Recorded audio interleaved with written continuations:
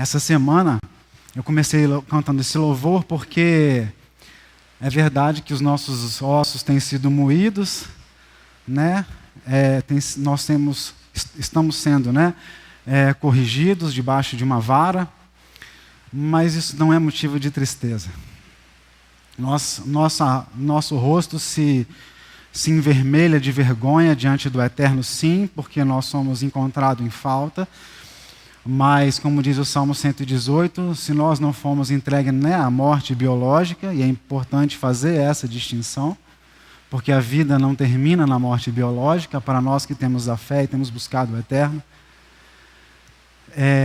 Nós não fomos entregues à morte, então nós louvaremos o nome do Eterno, nós seguiremos trabalhando, seguiremos servindo. Então eu louvo também ao Eterno por todas as vidas restauradas, aqueles que estão se recuperando, seja em casa, seja aqui. Isso é motivo de alegria.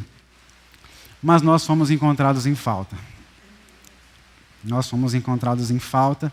Agora, durante a semana, recebemos aí a palavra de que nós rateamos, nós fraquejamos, né? E nós somos reprovados no amor. Onde nós somos reprovados é no amor. No amor ao próximo.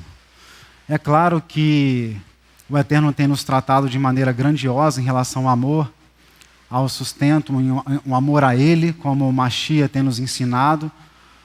Nós precisamos amar o Eterno sobre todas as coisas e amar o próximo. Isso são duas pernas potentes, onde estão fundamentados os mandamentos, todo o funcionamento do universo está fundamentado nessas duas verdades. E nós fomos pegos amando a nós mesmos, nossos conceitos, nossos desejos. E o Eterno nos cobra porque isso foi avisado. Né? Dia 11 de abril, eu vim aqui e falei que em 9 semanas o Eterno estava nos preparando para toda a situação que nós estamos vivendo. Porque o Eterno não deixou de falar naquela época e não deixou de falar agora com a sua casa pela misericórdia dele. Então, nós continuamos servindo, continuamos fazendo, mas também fomos encontrados em falta, com dúvida no nosso coração, com medo, com uma fé vã, baseado em homens, no que dizem os homens, nas discussões das redes sociais e coisas desse tipo. E nós fomos encontrados em falta. Fomos contados, pesados, encontrados em falta. Mas estamos vivos, estamos de pé. E como já foi dito, fomos encontrados como, ainda, pela misericórdia do Eterno, como uma falta inadvertida, só que isso já está agora grifado diante do Eterno. Fomos notificados. Igual com uma multa de carro, nós somos notificados, depois chega a cobrança. Então nós somos notificados, não temos mais espaço para esse erro, para erros dessa natureza. E nós, onde o Eterno está fazendo, e iniciou agora, e provavelmente vamos ouvir muito a partir de agora, temos menos de 3 meses para nos apresentarmos ali em Yom Kippur, para fazer expiação em relação a todas essas questões. E nós precisamos nos lavar nas águas todos os dias. E quando eu falo nós, eu estou falando individualmente, eu estou falando nas nossas famílias. Precisamos colocar as nossas famílias em ordem, dentro das nossas casas, a exemplo do que o Ulisses acabou de falar, sobre ter paciência, sobre ensinar, sobre ler a palavra, sobre compartilhar o ensinamento. Se é difícil pensar sobre a palavra e desenvolver um conhecimento, uma fala sobre a palavra, leia a palavra. A palavra é clara em relação à questão da fé, que a fé vem pelo ouvir, e o ouvir vem pela palavra. Então precisamos fazer isso dentro de casa, porque nós não podemos nos enganar. A congregação, a Beit, a casa, ela é a reunião das nossas famílias. Se há erro, se há falta nas nossas famílias, isso vai chegar no serviço, isso vai chegar no altar. E é aí que nós somos pegos. nas nossas dúvidas, nos nossos medos, e é aí que fomos interceptados pelo Eterno. Porque nós temos já muitos símbolos, muitos caracteres, nós já temos uma proximidade, um amor, uma devoção pelo Eterno. Tenho certeza que Ele já reconhece tudo isso em relação a todas as frentes de trabalho. O estudo da Torá, as orações, a tefilá, a tzedaká, que o Eterno tem plantado como dádiva. É um serviço que Ele tem dado para nós, para que nós possamos viver. E nós precisamos aproveitar essa oportunidade, colocar a mão no arado e trabalhar em prol da verdade do Eterno. O Eterno, ele aumentou um pouco mais o nível da exigência, porque agora esses caracteres externos são importantes, mas agora Ele nos reprovou aonde? Na intenção do coração. Na intenção do coração. Lá naquele dia 11 de abril eu falei, não adianta ficarmos presos em casa com medo, seguindo os protocolos dos homens apenas, e não adianta sairmos de casa querendo enfrentar os protocolos dos homens por conta das questões políticas que estamos envolvidos. Não adianta, isso não é fé, isso é desejo descontrolado do coração. E o Eterno achou cada um de nós nesse íntimo, nessa questão aqui dentro. Pois nós enfrentamos ao Eterno. Em todo o tempo foi falado pela casa a necessidade de compreender o local da ciência, o local das orientações, tudo isso foi falado. É claro, a sabedoria do Eterno é sobre essas coisas e ela vai ajudar a gente a discernir o que devemos fazer. E nós, assim como toda a humanidade, porque ninguém conhece o que está acontecendo, estamos tateando, estamos aprendendo, estamos avançando. O serviço não parou, não parará. Estamos avançando. Nós estamos sendo aperfeiçoados. Mas aí Ele achou a falta lá dentro do coração e é isso que Ele está cobrando de cada um de nós. E isso fala muito do que nós estamos passando nessa porção. Ele quer o nosso esforço para alcançar a perfeição. Sede santos, porque eu sou santo. Vamos lá em Levítico, no capítulo 20. Levítico, capítulo 20, versículos 7 e 8. Portanto, santificai-vos e sede santos, pois eu sou o eterno vosso Elohim. Olha o versículo 8. E guardai os meus estatutos e cumpri-os. Eu sou o eterno que vos santifica. A exortação ligada à obrigação da obediência em relação ao estatuto. A exortação se repete nas leis dietéticas, nas leis de Cachuruto, lá em Levítico, versículo 11. Lá no capítulo 11, no versículo 44. Depois que o Eterno discorre sobre o que é santo, o que é imundo, lá no versículo 44 ele diz, porque eu sou o eterno vosso Elohim, portanto vós vos santificareis e sereis santos, porque eu sou santo, e não vos contaminareis com nenhum réptil que se arrasta sobre a terra. Por que o Eterno falou isso no capítulo 20, versículo 8? E por que ele está falando isso no versículo 11? E isso aparece em várias situações na palavra, nós veremos algumas delas. E fala sobre esse rol de mandamentos chamados Hukat, ou chamados de Hukim, né, no singular, que são estatutos. Por quê? São estatutos porque eles não são revelados na sua integralidade ao raciocínio humano. Os judeus, eles ensinam a importância de equilibrarmos a parte espiritual, a parte emocional e a parte do raciocínio. Isso tem que ficar equilibrado como uma régua. Então tem que ter raciocínio? Tem que ter ciência? Tem que ter emoção? Tem, equilibrado. A emoção forjada nos serviços de oração. É onde a gente se abre diante do Eterno, onde a gente coloca os nossos desejos. Por isso que o desejo dos nossos corações desequilibrados chegou. E o Eterno viu a impureza dos nossos corações, e aí a cobrança dele chegou, porque isso chegou até o nosso altar. E aí é um processo de purificação que vamos entrar até Yom Kippur. E a espiritualidade, o estudo da Torá, nós curvarmos a nossa cabeça para todo o governo do Eterno. Isso precisa estar equilibrado. Então, a intenção do coração não é uma intenção para o meu entendimento, não é a intenção para o que eu quero, para o que eu desejo, é a intenção para a palavra. E se há ódio, desarranjo mental, se há contenda no meu coração, é hora de se calar e voltar para a purificação. É palavra atrás de palavra, todos os dias, oração, para que essa purificação aconteça e possamos retornar. Então nós estamos diante de protocolos. Temos os protocolos humanos que já conhecemos, né? As máscaras, lavagem das mãos, o álcool, o distanciamento. Isso começou a ser desenvolvido com um pouco mais de consciência na humanidade a partir de 1918 por conta da gripe espanhola, que começou lá nos Estados Unidos, no estado do Kansas, e começou a se desenvolver pelo mundo. E aí matou muitas pessoas. Hoje nós chegamos com algum conhecimento e o que nós sabemos hoje está pautado muito nesses protocolos que têm 102 anos. Só que os protocolos do Eterno são protocolos mais antigos. São protocolos universais. Os protocolos humanos, eles têm uma efetividade. Eles visam uma proteção, né?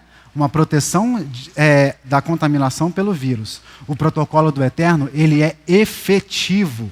Desculpa. Então, o protocolo dos humanos, ele tem uma eficiência, né? Em fazer essa situação. O protocolo do Eterno, ele é efetivo, ele é eficaz e ele resolve a situação. E a situação da água, da separação, a água da vaca vermelha, que nós vimos aqui na leitura que o Ulisses já fez, era simplesmente uma situação onde a água ela era pingada sobre a pessoa, depois que ela entrava em contato com o morto. Olha ali no versículo, em Números 19, no versículo 13. Números 19, 13. Todo aquele que tocar em algum morto, cadáver de algum homem, e não se purificar, contamina o tabernáculo do Eterno. E aquela pessoa será extirpada de Israel, porque a água de separação não foi aspergida sobre ele. Imundo será, está nele ainda a sua imundície. Então, por que isso aqui é considerado um ruquim? Por que é considerado um estatuto? E esse aqui ainda diz que esse da vaca vermelha, ele é um ruquim específico, separado dos outros. E nós veremos um aqui, porque o Eterno disse, esse é o estatuto da lei, lá no versículo 2. Esse é o estatuto da lei. Então ele tem essa característica singular dentre os ruquim, dentre os ruquim, esse é um em especial. Você colocava uma gota de água, aspergia umas gotas sobre a pessoa que tinha contaminação por contato com uma pessoa morta e ela estava purificada pela palavra. Parte da dificuldade do entendimento, do funcionamento, da operacionalização, né, do raciocínio, que não alcança para fazer a água de purificação, essa água de separação, todas as pessoas envolvidas no processo ficavam imundas e precisavam estar separadas para retornar ao seu serviço, inclusive o sacerdote. E nós precisamos compreender essa situação. Não adianta nós irmos atrás desse entendimento, porque ele pertence ao Eterno. Basta a obediência. Basta a obediência. Outro caractere muito parecido com essa situação é o banho ritual. Ele também está incluído dentro dos ruquins, é diferente desse, pois o banho ritual você até consegue imaginar. Por quê? A pessoa que faz o banho ritual, dentro da própria palavra, ela se despe integralmente das suas roupas e faz uma imersão completa dentro das águas, buscando a purificação. Né? Nós conseguimos ver isso em relação aos sacerdotes para entrar para fazer o serviço. O sumo sacerdote no serviço de Yom Kippur, antes de vestir a vestimenta de 4 espécies, apenas as 4 vestimentas de Yom Kippur, que eram todas de linho, lembrando que o sacerdote tem 8 vestimentas, em Yom Kippur, para entrar no Santos dos Santos, ele fazia primeiro a limpeza, o banho ritual para fazer a limpeza. E nós temos várias situações, a impureza do homem, a situação seminal, a impureza da mulher, todas essas situações estão ligadas ao banho ritual e têm relação com esse entendimento, uma purificação que vem pelas águas. Mas não era um banho para você se lavar no sentido higiênico, era um banho ritual de purificação. Então você já tinha que estar limpo, banhado, já perfumado, e depois você entrava lá e saía para sair puro. Era um cumprimento de uma etapa. E isso é importante porque, como diz aqui em Números 19, no versículo 13 que nós lemos, tem uma ligação com o tabernáculo. Todo aquele que tocar em algum morto, cadáver de algum homem, e não se purificar, contamina o tabernáculo. Então, quem precisava fazer essa aspersão de água sobre a cabeça eram aqueles que iam trabalhar no tabernáculo, aqueles que iam servir no tabernáculo. Então, era um cuidado necessário para quê? Para que a contaminação não viesse ao tabernáculo. Esses são os protocolos do Eterno, são protocolos efetivos de purificação. E o banho ritual, ele também tem essa característica, porque os sacerdotes se banhavam para fazer a entrada até o tabernáculo. Além dessa purificação, há o banho ritual. Antes que a terra tomasse a sua forma, por que a água é utilizada? Esses corpos de águas oferecem uma rota quintessencial para a consagração. Quintessencial. Isso foi um comentário em relação à situação do banho ritual. O que é essa situação da quintessência? Fomos também avisados durante essa semana. Fomos avisados durante essa semana, se não me engano foi terça-feira, e esse comentário aqui é um comentário que já estava escrito há muito tempo.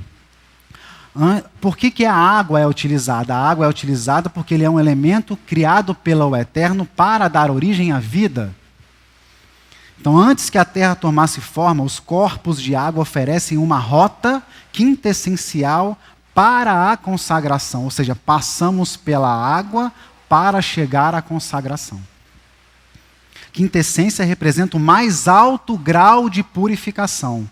É um apuro, é apurado, é corrigido, é aperfeiçoado, que possui requinte, uma perfeição meticulosa. Por isso que o Eterno está falando que ele está avaliando a intenção do coração. Ele não está mais avaliando as paredes, não está mais avaliando as vestimentas. A gente está aprendendo isso, o Eterno sente essas questões. O que ele está fazendo? Ele está elevando o nível, ele está elevando a exigência.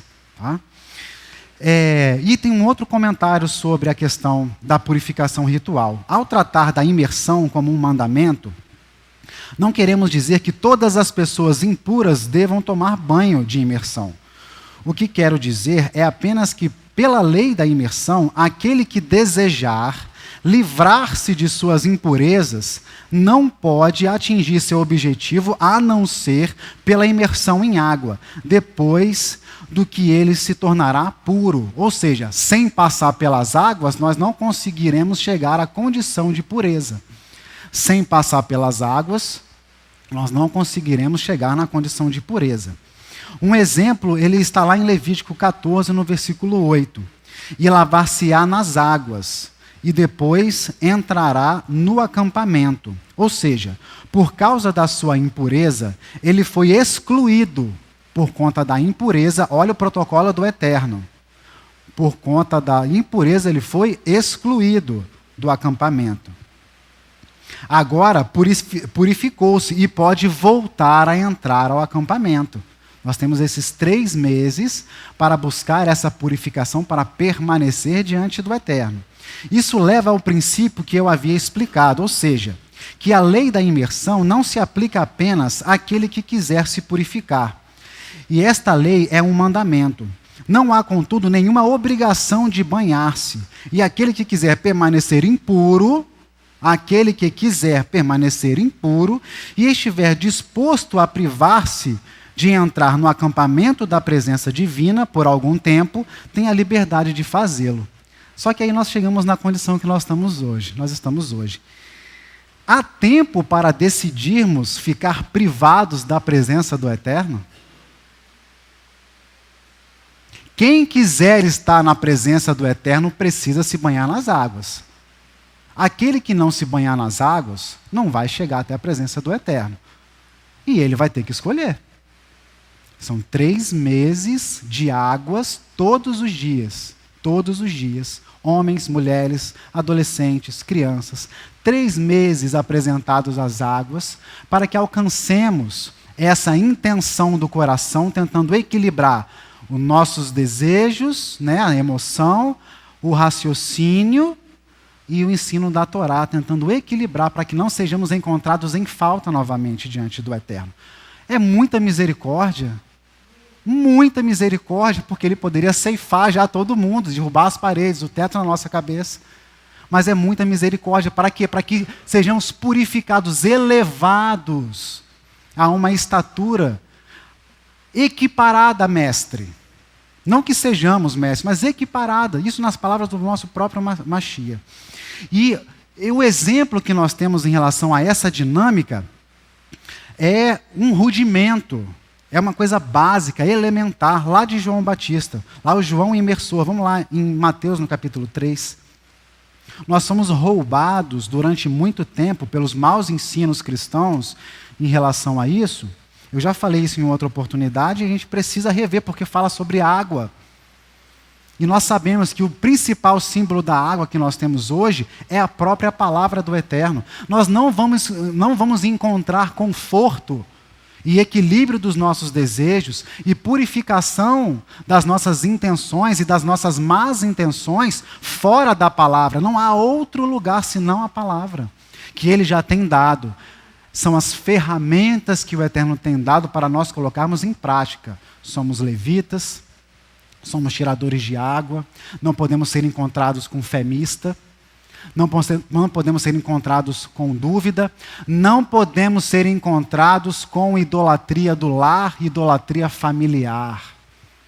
Os vícios e erros e más intenções do coração dos nossos seios familiares para trazer contaminação até o altar onde a gente come todos os dias. Então existe a necessidade de um equilíbrio. Existe a necessidade de um equilíbrio. Lá em Mateus, no capítulo 3, versículos 1 a 12, diz assim: E naqueles dias apareceu João, o imersor. E eu vou falar imersor e vou falar purificação no lugar de batismo, porque nós somos roubados por maus ensinos em relação a isso aqui. Fomos roubados por maus ensinos em relação a isso aqui. Pois isso aqui é a purificação que nós estamos falando aqui, sobre o banho de imersão, sobre a purificação dos nossos pecados, para nós sermos colocados em serviço, não numa expectativa, como fomos ensinados, numa expectativa retardada, onde nós ficamos esperando tudo que o Eterno tem que fazer, e nós com braços cruzados deixamos de fazer tudo, e nós não temos o discernimento de receber uma mensagem e cortar ali aquela mensagem, como fomos ensinados nas semanas que passaram. Uma má notícia e cortamos a notícia porque ela é mentirosa, porque ela traz o receio, porque ela afasta as pessoas da verdade. Porque nós ficamos numa briga tola, infantil, entre quem está certo e quem está errado, enquanto as pessoas morrem, e nós não fazemos o que é certo, não trazemos o alimento, e trazemos a impureza até chegar ao altar. Nós somos roubados aqui, e é aqui essa impureza que o Eterno está exigindo que seja retirada agora. Então, naqueles dias apareceu João, o imersor, pregando no deserto da Judéia e dizendo: arrependei-vos, porque está próximo o reino dos céus. Porque este é o anunciado pelo profeta Isaías, que disse: voz do que clama no deserto, preparai o caminho do Adom, endireitai as suas veredas. E este João tinha as suas vestes de pelos de camelo e um cinto de couro em torno dos seus lombos, e alimentava-se de gafanhotos e de mel silvestre. Então ia ter com ele Jerusalém e toda a Judéia, e toda a província adjacente ao Jordão. E eram por ele purificados no rio Jordão, confessando os seus pecados. E vendo ele muitos dos fariseus e dos saduceus que vinham à sua purificação, dizia-lhes: raça de víboras, quem vos ensinou a fugir da ira futura? Produzi, pois, frutos dignos de arrependimento. Cadê o procedimento? Produzir frutos dignos de arrependimento. E não presumais de vós mesmos, dizendo: temos por pai a Abraão, porque eu vos digo que mesmo dessas pedras Elohim pode suscitar filhos a Abraão. e também agora está posto o machado à raiz das árvores. Toda árvore, pois, que não produz bom fruto, é cortada e lançada no fogo. 3 meses para sermos purificados pela água e conseguimos produzir bons frutos em nós, nas nossas famílias, e isso refletir positivamente na nossa congregação, na reunião das nossas famílias. E eu, em verdade, faço a purificação com água para o arrependimento, mas aquele que vem após mim é mais poderoso do que eu, cujas sandálias não sou digno de levar. Ele vos purificará com o Espírito Santo e com o fogo. Em sua mão tem a pá, e limpará a sua eira, e recolherá no celeiro o seu trigo, e queimará a palha com fogo que nunca se apagará. Esse é o Machia, o Rei Messias que está às portas. Quando eu falei essa semana, lá em casa, que por conta do pecado, depois da morte de Miriam, que Moisés bate 2 vezes na pedra, e ele é cobrado pelo Eterno, ele e Arão são cobrados. E logo depois Arão também tem um relato da sua morte. E aí eu falei que Moisés não entraria à terra prometida. A pergunta veio, né? Porque o raciocínio fica andando com a Torá o tempo inteiro. A pergunta veio: não é muito rígida essa questão? Será que o Eterno não exagerou nessa questão? Mas vamos imaginar que esse é o altar, o Eterno está aqui. João é Moisés,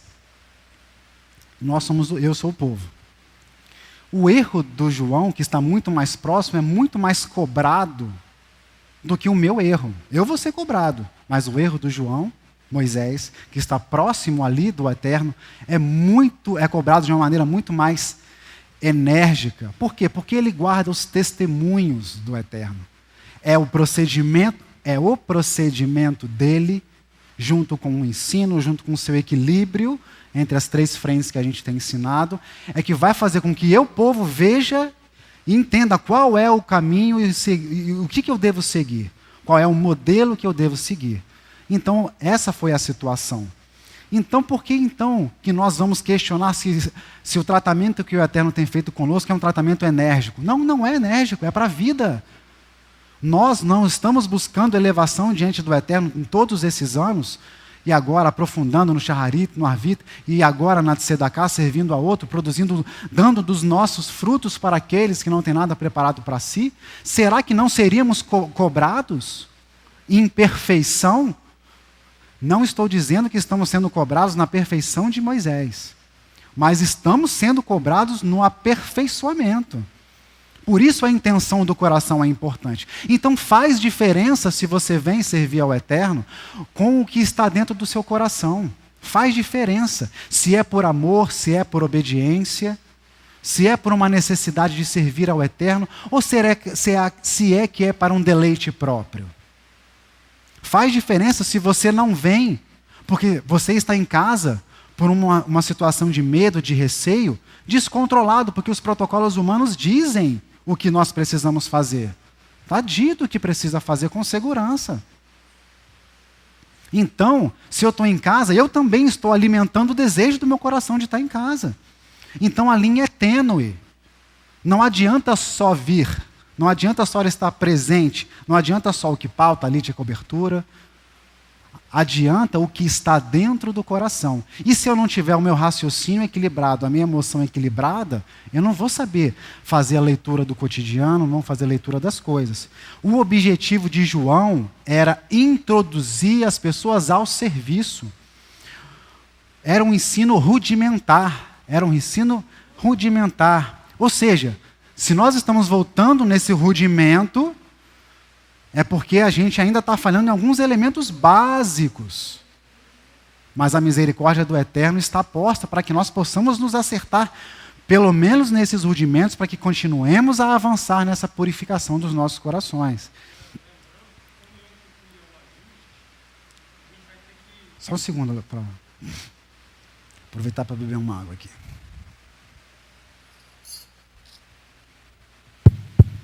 Semana passada, nós compreendemos juntos que se Yom Kippur é o momento de ajuste da questão do altar de incenso, que é o local mais íntimo, né, onde você penetra a presença de Adonai, isso que você está falando corrobora o que a gente entendeu na semana passada. Isso. Que se só o sumo sacerdote adentra para expiar, qual é o grau de exigência que Adonai vai ter conosco? Que cada um se eleve, não a ser sumo sacerdote, mas ao mesmo padrão de aperfeiçoamento que o sumo sacerdote precisava ter para entrar e sair vivo do Santo dos Santos. Então nós temos que encarar a coisa que é o seguinte: você não vai fazer por mais ninguém aqui. Salmo 49. Porque pode parecer assim, que você vai se santificar e você vai conduzir isoladamente o processo. Não, cada um vai conduzir no interior do seu coração, da mesma forma que o sumo sacerdote conduzia no interior do tabernáculo. E então o grau de exigência é de sumo sacerdote. Não pode nem enterrar parente próximo, não pode nem tocar o corpo de cadáver. Olha as exigências que tinha do sumo sacerdote. É algo extremamente restrito, mas é por causa do dom da vida que ele carrega sobre ele.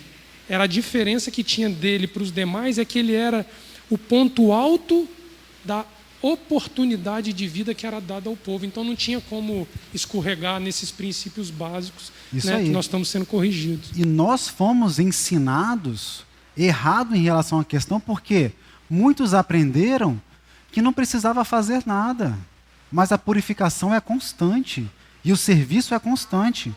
Olha o rudimento. Rudimento quer dizer, é um livro que tem as primeiras noções de uma ciência. Isso é rudimento. O que João, o imersor, estava ensinando era um rudimento, era uma coisa básica que precisamos compreender. Arrependimento, techuvá. É só ver aqui no capítulo 3, versículo 2. Arrependei-vos, porque está próximo o reino dos céus.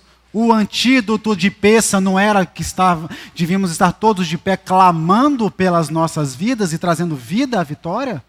Não é a nossa responsabilidade aqui? Somos incrustados aqui na rocha? Trazer vida para a vitória? Esse era o antídoto. Clamar. Então, mas para isso tem que se arrepender, tzedakah. Rudimento, techuvá, retorno. 2, purificação pela imersão nas águas. Aquilo que está aqui dito como um rukat, né, como um estatuto, em relação à questão dos mortos, é o mesmo rol de mandamentos que fala sobre a purificação que temos que ter para estar dia e noite diante do Eterno, semana, mês, e solenidade anual. É uma purificação para estarmos constantes. E a terceira coisa, serviço, produção de frutos dignos de arrependimento. Por quê? Se não produzir frutos de arrependimento, o machado corta. E quem corta é o rei Messias.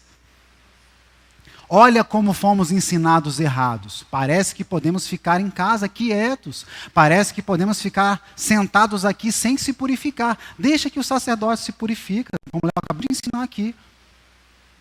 Parece que eu posso vir para um serviço, que eu posso servir uma refeição para um necessitado sem a purificação. Parece, mas não pode. E é aí que o Eterno foi, na intenção do coração. E aí, por isso que, como fomos ensinados na terça-feira, a rateada foi feia. Porque nós tínhamos condições, porque os rudimentos nós sabemos, de cor. Nós tínhamos a condição de ter tido uma resposta diferente, mas não tivemos.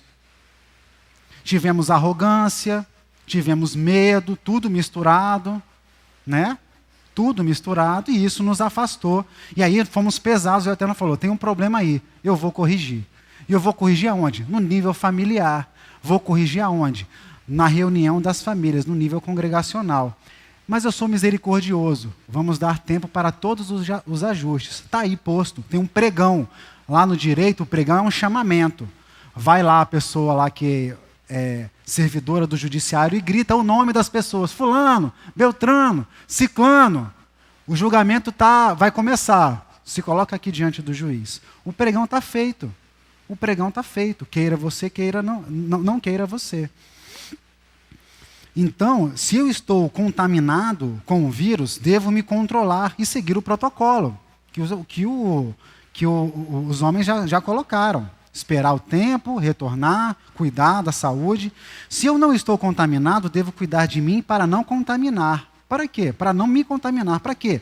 Agora, se eu tenho a minha mente desorientada, meu desejo totalmente desorientado, vou na rua, eu odeio a máscara, todo mundo já pegou isso, todas as mentiras que nós temos ouvido aí. E aí as pessoas, isso chega à nossa porta agora, escancara os nossos olhos. Então, assim, se eu tenho a minha cabeça organizada, eu tenho que pensar, então eu tenho que tomar cuidado para não me contaminar, para que eu não traga a contaminação na minha congregação, na minha família e na minha congregação, para que eu não compartilhe isso. Tá? Então, para não trazer essa contaminação. Se eu também não estou sem nenhum problema, sem nenhuma situação, ponha-se em serviço, pois o que é essencial não pode parar. Isso é amor e cuidado. Por isso que fomos pegos no amor.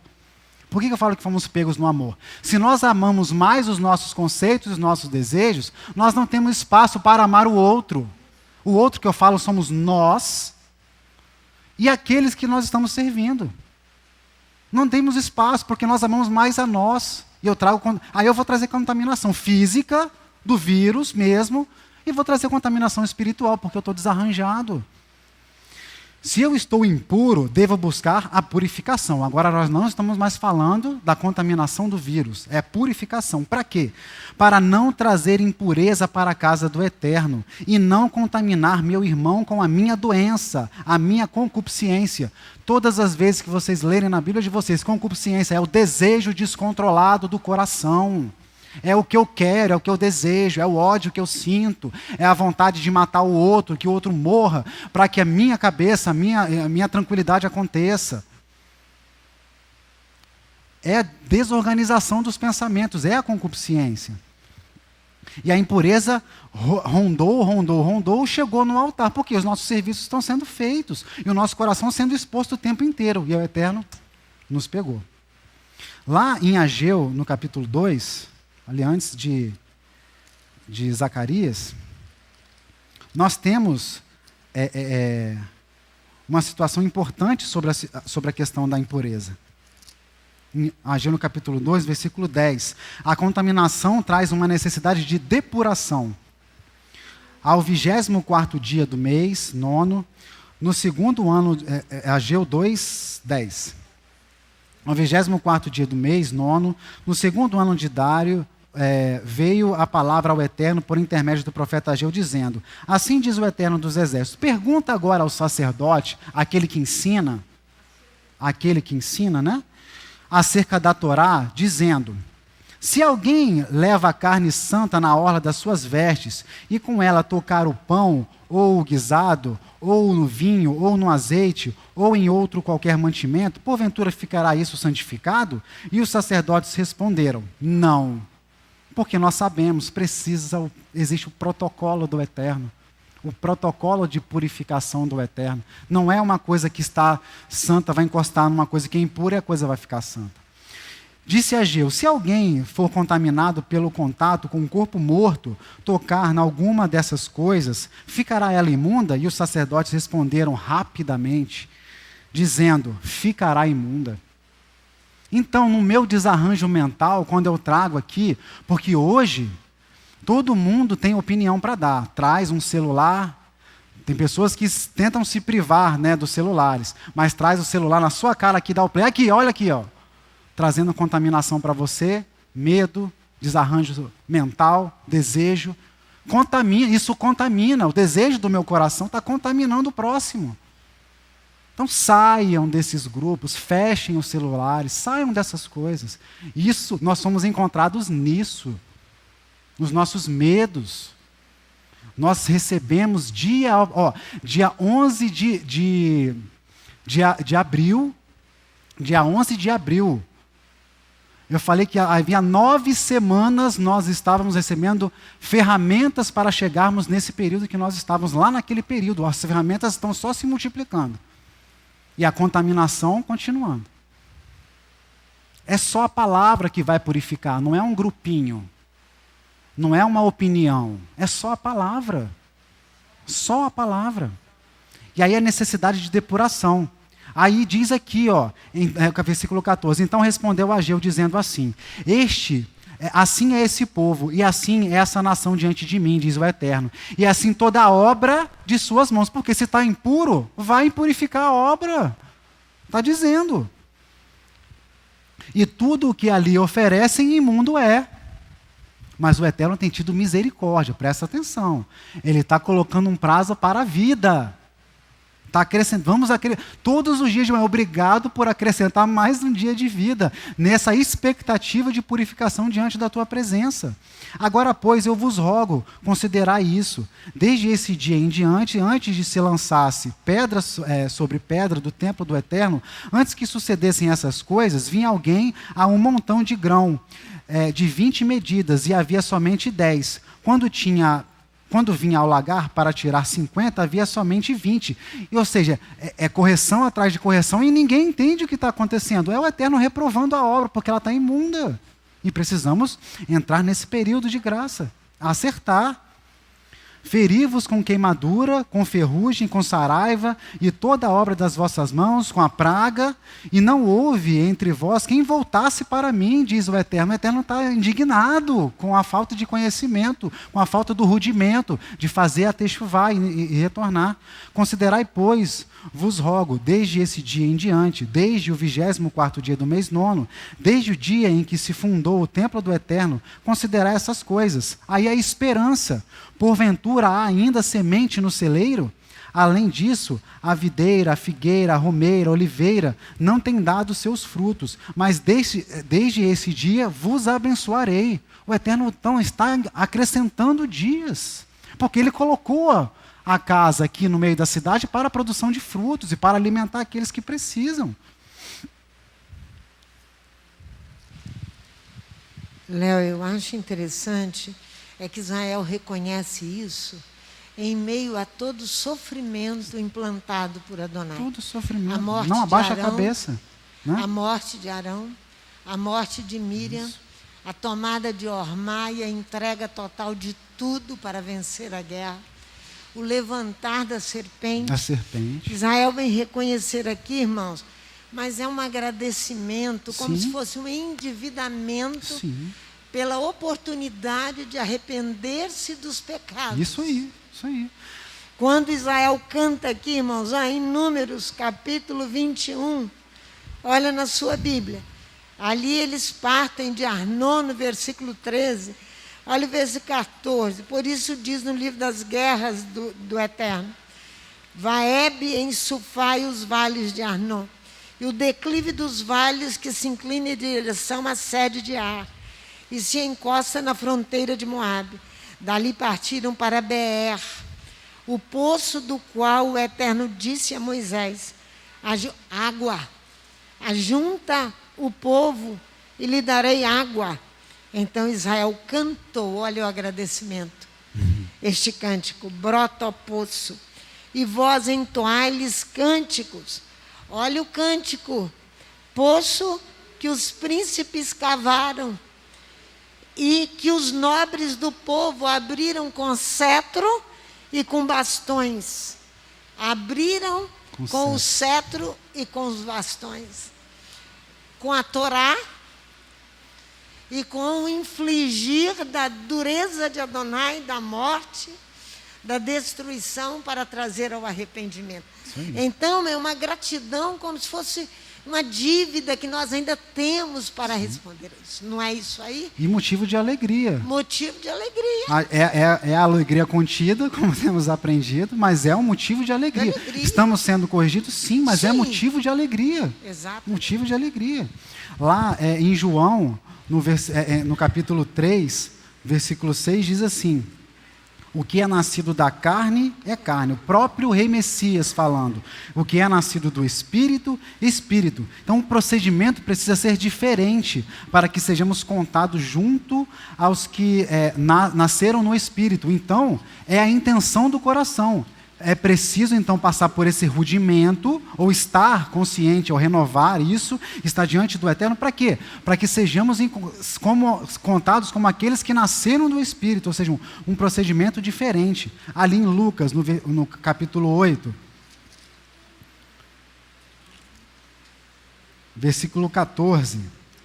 Também o rei Messias dizendo: e a que caiu entre espinhos é a semente que caiu entre os espinhos. Esses são os que ouviram e, indo por diante, são sufocados com os cuidados e riquezas e deleites da vida. Ou seja, o descontrole do pensamento, dos seus próprios desejos. E olha aqui o que o Messias diz em relação a um terreno que é rico da concupiscência, que é rico do desejo da carne, do descontrole do pensamento. Não dão fruto com perfeição, não chega à quintessência. Então é necessário passar por um apuramento, uma depuração para chegar até lá. E isso também está em Jó. Vamos lá em Jó, na música que a gente sempre canta aqui, A Esperança para a Árvore, lá no capítulo 14 de Jó. Jó fala muito bem aqui nesse ensino. Lá no versículo 4, diz assim: quem do imundo tirará o puro? Quem? Como? Não tem como. Tem que purificar. Não tem como chegar no meio da imundícia e tirar uma coisa pura. Não é assim, você tem que purificar aquela situação. E ele diz: ninguém. Visto que os seus dias estão terminados, contigo está o número dos seus meses, e tu lhe puseste limites, e não passará além deles. Desvia-te dele para que tenha repouso, até que, como assalariado, tenha contentamento no seu dia, que é o que a gente está falando. Vamos ter contentamento nesse dia que nós estamos sendo corrigidos. Porque há esperança para a árvore, que se for cortada, ainda se renovará, e não cessarão os seus renovos, que a gente acabou de ver aqui na palavra de Ageu. Se envelhecer na terra a sua raiz, e o seu tronco morrer no pó, ao cheiro das águas da purificação, ao cheiro das águas brotará e dará ramos como uma planta. Isso está posto para nós, essa oportunidade está posta para nós. Então fomos encontrados nessa situação de falha, mas estamos num processo de depuração, que tem a ver com a quintessência que a gente já falou. Depuração é remoção de impurezas ou de partes heterogêneas, ou seja, diferentes. Espiritual, emocional, a parte do raciocínio desequilibrada, não está equilibrada, é heterogênea. Aquilo que fala a minha boca e aquilo que está no meu coração é diferente, é heterogêneo. Tem que ser igualado, tem que ser depurado. Da mesma natureza que o outro, ou seja, depuração é tornar da mesma natureza que o outro. Qual é o outro? É o próprio Eterno. Nós estamos sendo depurados para sermos encontrados como o próprio Eterno, com a purificação que o Eterno nos dá. Porque ele diz: sede santos, porque eu sou santo. Então é igualar, é equivaler, é trazer a equidade. Então, para trazer a equidade, eu tenho que tirar a injustiça, a iniquidade. Eu tenho que retirar isso do coração. Já estamos terminando, só mais uns segundos. Lá em Lucas, no capítulo 6, nós vemos sobre essa situação aqui da depuração. Lucas, capítulo 6, nas palavras do Machia, versículo 40. O discípulo não é superior ao seu mestre, mas todo o que for perfeito será como o seu mestre.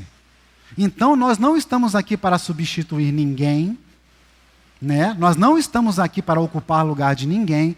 Nós estamos aqui para um processo de purificação para que possamos ser reconhecidos. Olha, é homogêneo com o procedimento do mestre. Foram depurados, é homogêneo com o procedimento do mestre. Lá em Mateus, no capítulo 5, Yeshua também fala sobre esse processo, ou que lembra esse processo de depuração. Mateus capítulo 5, lá no Sermão do Monte. E vamos lembrar, logo depois da leitura que a gente fez de João Imersor, veio o rei Messias. E ele foi purificado nas águas. Não que havia nele impureza, mas ele passou pelo ritual. de purificação das águas. Por quê? Logo depois, continuou o processo de depuramento dele, de depuração dele no deserto, 40 dias e 40 noites, sendo tentado e resistindo, e depois disso, começou o serviço. Nós já estamos nesse serviço. Nós meio que estamos trocando o carro, ou trocando o pneu com o carro em movimento. Estamos sendo depurados com o serviço de alimentação, com o serviço dos frutos que estão sobejando nesse período de Shemitah lá para aqueles que necessitam. E aqui no capítulo 5, já o rei Messias em pleno serviço, depois dessas etapas que nós estamos passando, lá no versículo 43, ele fala assim: ouvistes o que foi dito, amarás o teu próximo. E é por isso que essa depuração diz respeito ao amor, ao aperfeiçoamento nesse amor. E odiarás o teu inimigo. Eu, porém, vos digo, amai a vossos inimigos, bendizei os que vos maldizem, fazei bem aos que vos odeiam, e orai pelos que vos maltratam e vos perseguem, para que sejais filhos do vosso Pai, que está nos céus. Ou seja, faça o procedimento. É o rudimento, é o final lá do procedimento já de João Imersor. Justos e injustos. Pois, se amardes os que vos amam, que galardão tendes? Porque eles te amam. Não fazem os publicanos também o mesmo? Ou seja, você que tem ódio no seu coração, diz que ama, mas não ama só quem te ama, você está homogêneo com os ímpios, e está heterogêneo com o Mestre Yeshua. O processo de depuração é para que eu seja aperfeiçoado nesse amor e seja encontrado homogêneo com o Mestre Yeshua, e não seja contado com os ímpios. E aí eu desço em paz à sepultura. Aí eu produzo frutos dignos de arrependimento. E se saudardes unicamente os vossos irmãos, que fazeis demais? Não fazem os publicanos também assim? Sede vós, pois, perfeitos. Olha a depuração. Sede vós, pois, perfeitos, como é perfeito o vosso Pai, porque está no céu. Sede santos, porque eu sou santo. Uma chia em linha com a Torá não pode ser diferente. Não pode ser diferente. Então, só para a gente fazer a conclusão, vamos ali em 1 Pedro.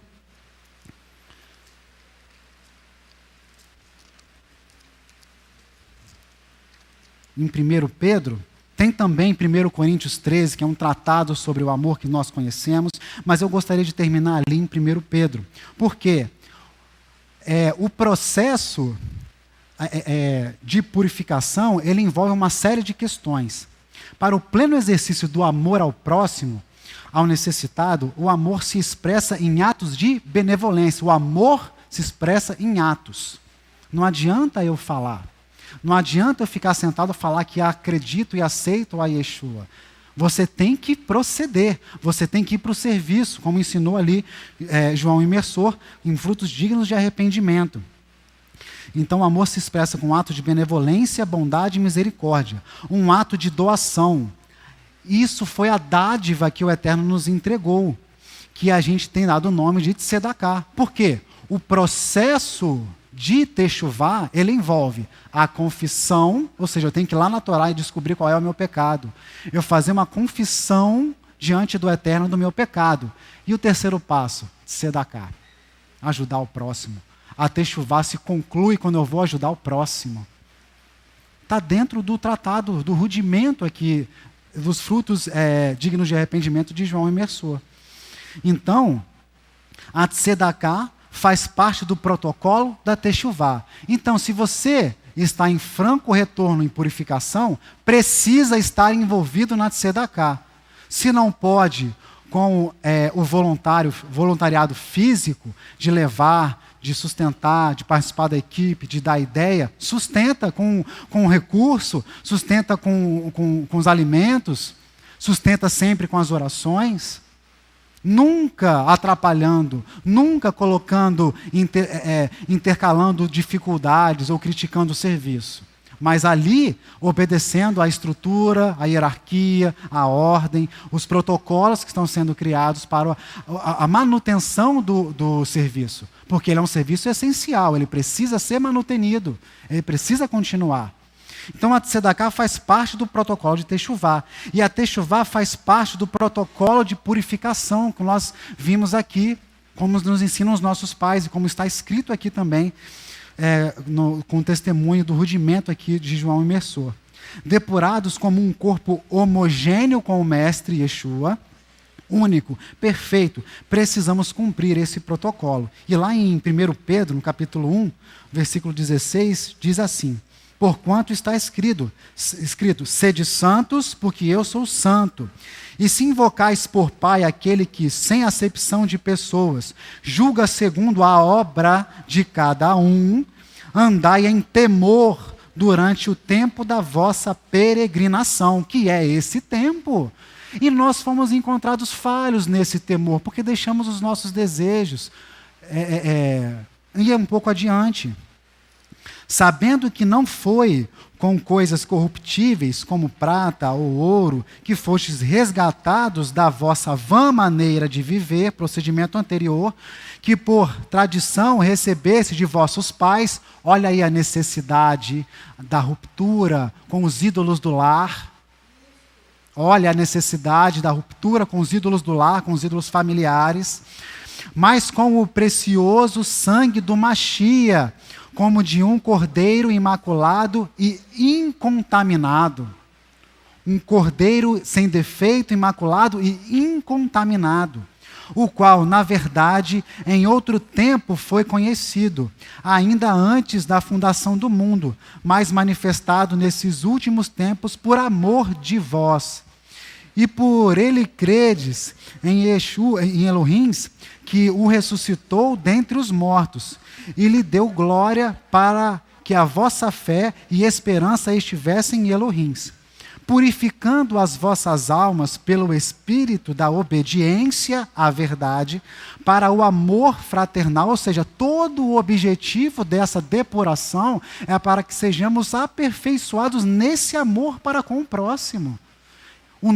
Nós precisamos estar purificados e equilibrados aqui para não trazer contaminação aos nossos irmãos e levar contaminação a quem a gente está servindo. Para não trazer contaminação aos altares de oração e de serviço que nós temos trabalhado.